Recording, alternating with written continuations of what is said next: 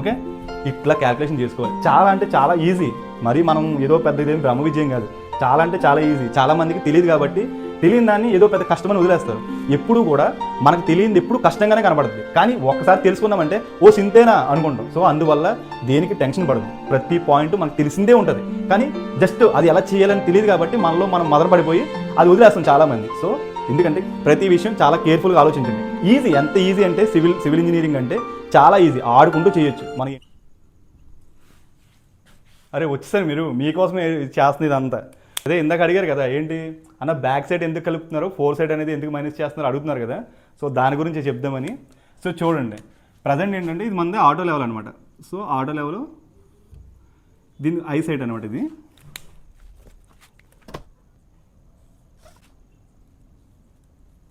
Okay, ఇది మన auto level. ఇది దీని టీవీఎం వచ్చేసి, దీని గ్రౌండ్ వచ్చేసి ఇలా ఉంది ఫర్ ఎగ్జాంపుల్. ఓకే, దీని గ్రౌండ్ వచ్చేసి ఇలా ఉంది. మన ఆటో లెవెల్తో ఈ సైట్ ఇది తీయాలన్నమాట, మొత్తం లెవెల్స్ అనేవి తీయాలి. సో ఎలా తీయాలో చెప్తున్నా ఆటో లెవెల్లో. మీకు ఆల్రెడీ ఫస్ట్ వీడియోలో కూడా చెప్పా, కానీ కొంతమందికి అర్థం కాలే. సో అర్థమయ్యేలాగా ఎందుకు బ్యాక్ సైడ్ని ప్లస్ చేస్తున్నారో, ఇంటర్మీడియట్ సైడ్ని ఎందుకు మైనస్ చేసుకుంటున్నాం, అండ్ 4 సైడ్ని ఎందుకు మైనస్ చేసుకుంటున్నాం నేను చెప్తాను. ఓకేనా.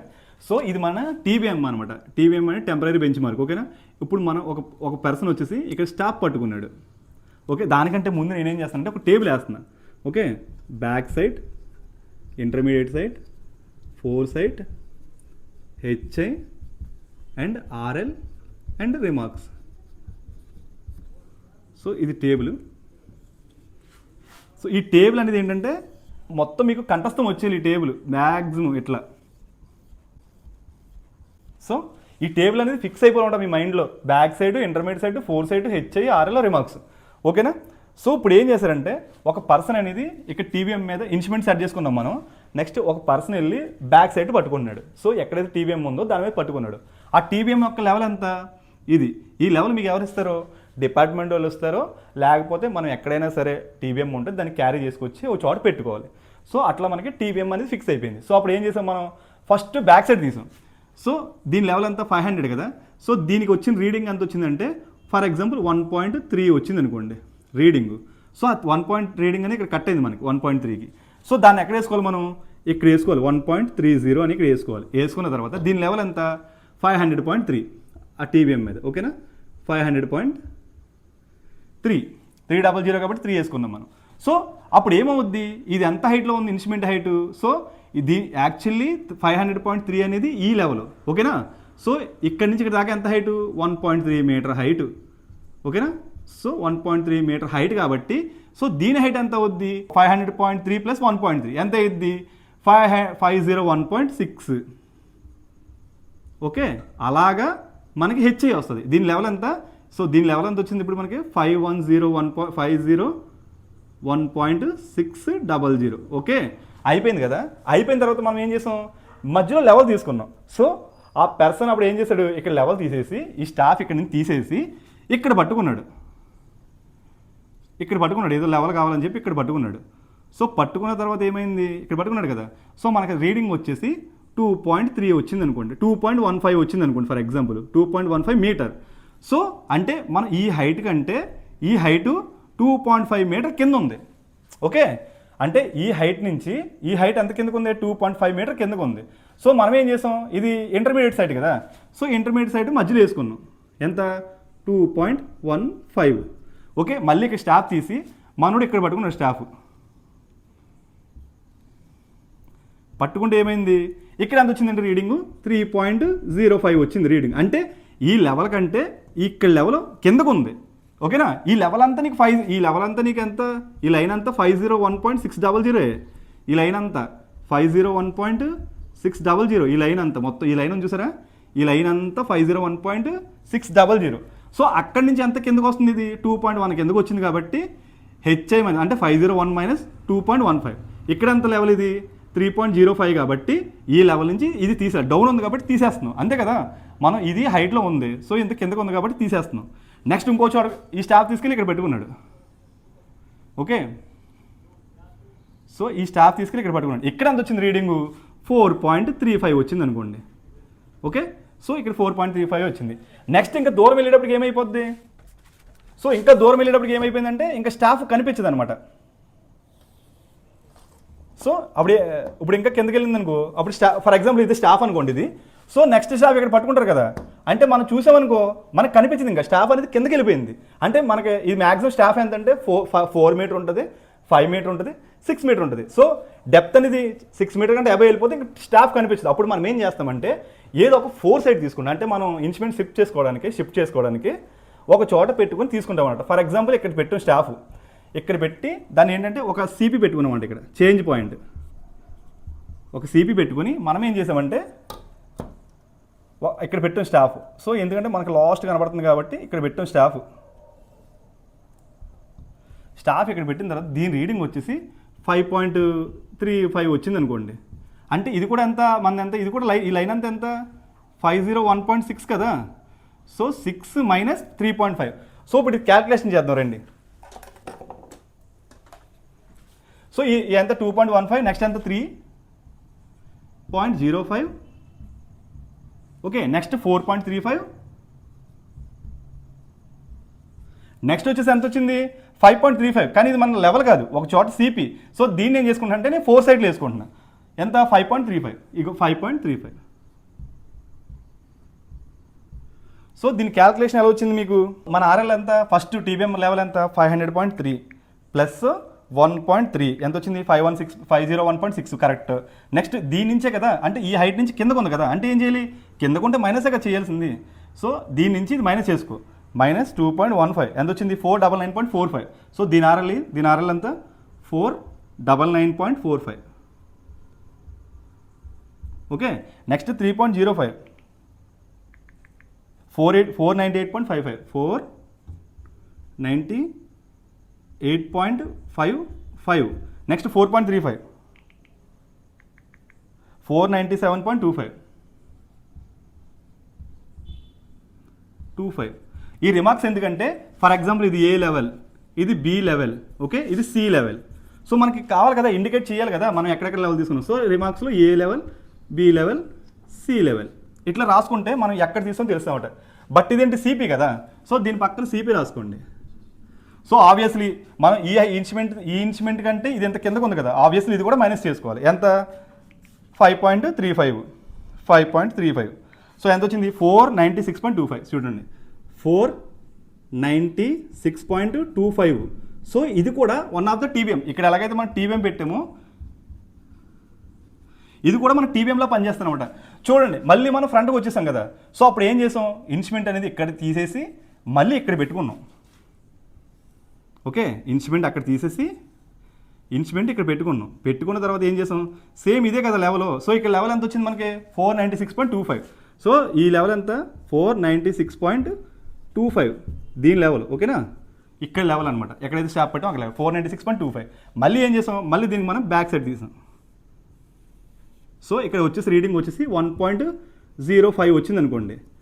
సో అప్పుడు ఏం చేయలేదు, ఫస్ట్ రీడింగ్ బ్యాక్ సైడ్ కదా. సో దీని తిన్నంగా ఎక్కడైతే మనం తీసామో అక్కడ 1.05 వేసుకుంటాం. ఓకే, సో ఇప్పుడు ఏమైంది, ఇక్కడ నుంచి ఇన్స్ట్రుమెంట్ తీసిన తర్వాత మరి ఆటోమేటిక్గా హెచ్ఐ మారిపోతుంది కదా, హైట్ ఆఫ్ ఇన్స్ట్రుమెంట్ మారిపోతుంది కదా.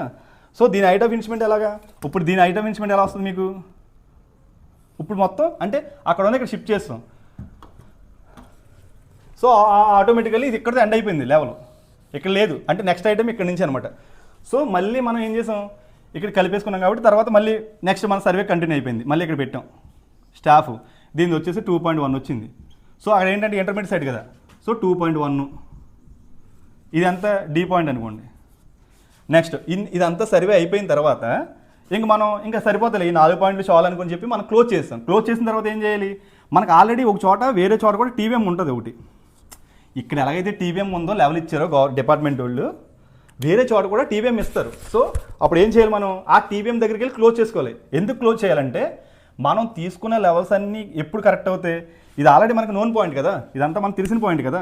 సో ఇక్కడ ఫర్ ఎగ్జాంపుల్ ఎక్కడ ఎక్స్ అనేది ఒక తెలిసిన టీబీఎం వాల్యూ ఉంది, ఓకేనా, ఎక్స్ వాల్యూ. అది ఎందుకంటే మనం రఫ్గా చెప్పాం కాబట్టి దీనికి తెలియదు, కానీ డిపార్ట్మెంట్ వాళ్ళు ఎక్స్ వాల్యూ ఇచ్చేస్తారు ఆల్రెడీ. సో మీరేం చేస్తారు, ఈ స్టాఫ్ తీసుకెళ్ళి ఇక్కడ క్లోజ్ చేస్తారు. ఓకే, దీని రీడింగ్ వచ్చేసి 3.5 వచ్చింది అనుకోండి ఫర్ ఎగ్జాంపుల్. సో మీరు అది ఎక్కడైనా రాసుకోవచ్చు, ఇక్కడైనా రాసుకోవచ్చు, 4 సైడ్లోనే రాసుకోవచ్చు. సో నేను 4 సైడ్లోనే రాస్తాను, ఎప్పుడు నాకు అలవాటు కాబట్టి 3.5. సో ఇక్కడ రాసుకోవాలన్నమాట. మీరు డైరెక్ట్ రాసుకోవచ్చు, కింద ఏదైనా గ్యాప్ ఉంటే closed at TBM A number 2 something, ఇక్కడ నెంబర్ 1 అనుకోండి, ఇది నెంబర్ 2 అనుకోండి. ఓకే, సో ఇట్లా వేసుకోవాలి. తర్వాత ఏమైంది, ఇప్పుడు క్యాల్కులేషన్లోకి వద్దాం. సో మనకి ఆర్ఎల్ ఇక్కడ ఉంది. సో ఏమైంది, ఇప్పుడు మనకి ఈ ఇన్స్ట్రుమెంట్ ఎలా దీని హెచ్ ఎలా వస్తుంది, మనం 496 ప్లస్ అంటే హైట్ ఉన్నాం కదా, ఈ లెవెల్ నుంచి ఇది ఇక్కడ హైట్లో ఉంది కదా, సో ఎంత హైట్లో ఉంది 1.05. సో 496.25 ప్లస్ 1.05 ఎంత వచ్చింది 497.3. సో దీని లెవెల్ హైట్ ఆఫ్ అంటే అంత 497.3. సో 497.3 వచ్చింది కాబట్టి దీని లెవెల్ ఎంత, ఇది 497.3 అనమాట. ఇదంతా 497.3 ఈ లైన్ అంతా. సో ఇక్కడి నుంచి ఇది అంతా డౌన్లోనే కదా ఉంటా, దీని నుంచి మనం కిందగా వచ్చాం కదా. సో 497.3 మైనస్ 2.1 ఎంత వచ్చింది ఆన్సర్, దీని డి వాల్యూ ఎంత వచ్చింది 495.2. ఇక్కడ వేసుకోకూడదు, 495.2 దీనిది డి వాల్యూ. సో నెక్స్ట్ మనం ఏం చేసాం, లాస్ట్లో వేరే టీవీ మీద క్లోజ్ చేసాం. ఎంత వచ్చింది రీడింగ్, అది ఎంత వచ్చింది 497.3 మైనస్ 2.1 చెక్ చేసాం కదా, ఎంత 495.2. ఇది అయిపోయింది 492.2 వాల్యూ. ఇప్పుడు ఎంత చేసాం మనం, ఇది కదా 3.5 కదా, 3.5 చేస్తే ఎంత 493.8 వచ్చింది, 493.8 వచ్చింది. యాక్చువల్లీ నీకు డిపార్ట్మెంట్ వాళ్ళు ఇక్కడ ఆల్రెడీ వాల్యూ ఇచ్చి ఉంటారు కదా, అది ఎంత వచ్చి ఉంటుంది 493.8 ఇంచుమించు ఇంతలో వస్తుంది. నీకు గనక 493.8 రాకుండా వేరే వాల్యూ వచ్చిందంటే మీరు చేసిన మొత్తం తప్పు అనమాట. అందుకు మనం క్లోజ్ చేసుకుంటాం. ఒక్కొక్కసారి ఏమవుద్దంటే ఇన్స్ట్రుమెంట్స్ కూడా ఎర్రర్స్ ఉంటాయి, మనకి తెలియదు అది. సో మనం ఏంటంటే వర్క్ చేసుకుంటూ పోతాం. అప్పుడు ఏమవుద్ది, మనం లాస్ట్లో ఎప్పుడైతే టీవీ మీద క్లోజ్ చేస్తామో అప్పుడు మనకి ఎర్రర్ అనేది బయటపడుతుంది అనమాట. సో డిపార్ట్మెంట్ వాళ్ళు మనకి ఇచ్చిన లెవెల్ ఫర్ ఎగ్జాంపుల్ 493.805 ఇచ్చారనుకోండి. సో రెండింటికి ఎంత 5 mm ఎర్రర్ అనమాట. సో 5 mm ఎర్రర్ కాబట్టి అసలు పెద్ద లెక్కే కాదు.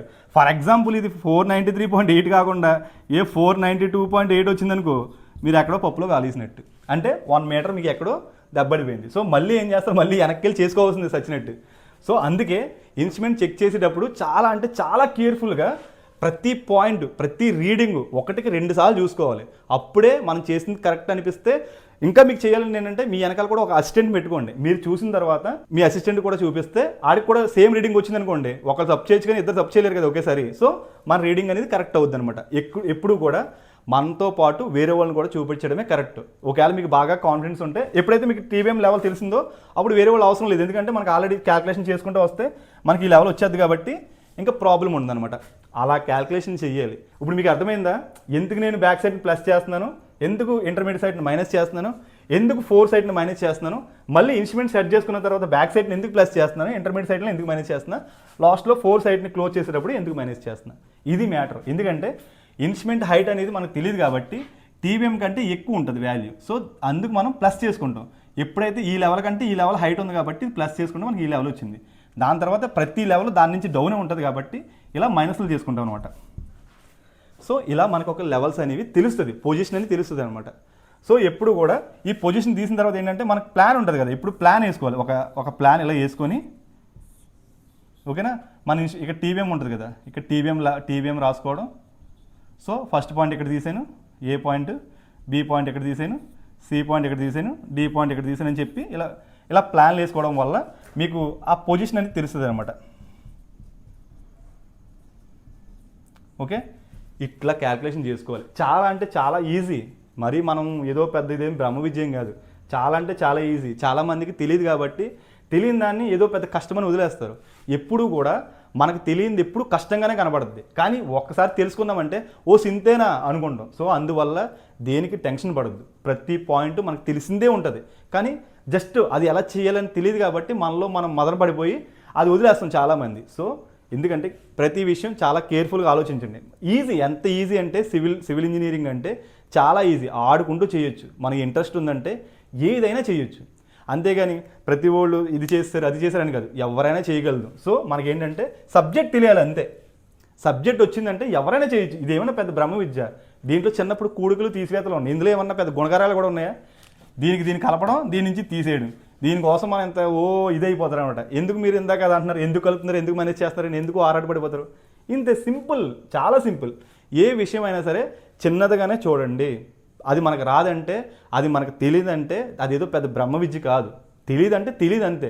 వన్స్ తెలిసిందంటే చాలా ఈజీ. ఓకేనా? సో ఇలా క్యాల్కులేషన్ చేసుకోవాలి. మీ మైండ్లోంచి ముందు భయం తీసేయండి. భయం తీసేసి జస్ట్ సబ్జెక్ట్ మీద మైండ్ పెడితే ఒక్క దెబ్బకి నేర్చుకోవచ్చు. ఇందులో ఏం పెద్ద బ్రహ్మ విద్య ఉంది? కలపడాలు తీసివేడతాలే కదా. దానికోసం మీరు ఇంత వరి అయిపోతున్నారు అన్న, ఎలా చేయాలని. చూసారు కదా, ఇదే వాల్యూ, ఇదే ఆన్సరు. సింపుల్. ఓకేనా? మీకు ఎటువంటి డౌట్స్ ఉన్నా సరే కింద కామెంట్ బాక్స్లో కామెంట్ చేయండి, వెంటనే రిప్లై ఇస్తాను. సో ఎందుకంటే మీరు కంపల్సరీ ఇంజనీరింగ్ ఫీల్డ్లో ఇవన్నీ నేర్చుకుంటేనే మీరు ముందుకు వెళ్ళగలరు. ఓకేనా? Thank you.